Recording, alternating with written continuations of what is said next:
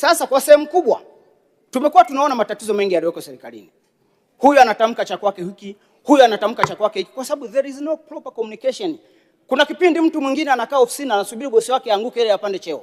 Huyu anasubiri, ni ajali tu za kawaida, hata huko ajali za siasa tunazojua, tunapigana ajali huko.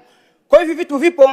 Hii wizara ya mahusiano tunaomba ifanye kazi ya kuponya mioyo ya watu walioumia ili utendaji wa serikali uweze kwenda vizuri.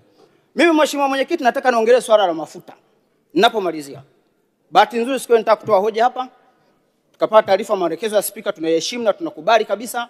Nimeenda mpaka kwenye kamati kule nimeongea, ingawa sio mjumbe wa kamati yetu tuliswa kwenda.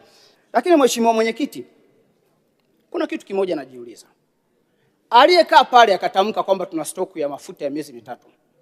What was his intention? Yaani anatamka, taharuki ikianza, wataalamu ndio wanakuja kukuelezea. Naomba nimalizie Mwenyekiti. Wataalamu ndio wanakuja kukuelezea kwamba maana ya hiki ni hivi, maana ya hiki ni hivi.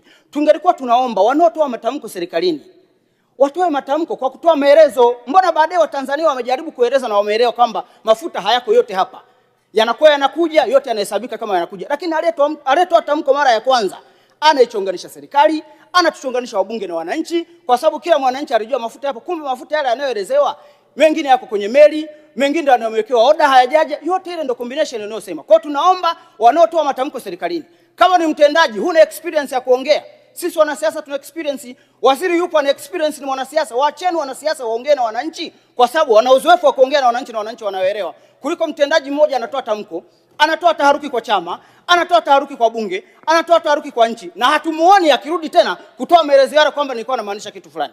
Mwenyekiti, naomba kushukuru, asante sana, na naunga mkono hoja ya ofisi ya waziri mkuu. Asante sana.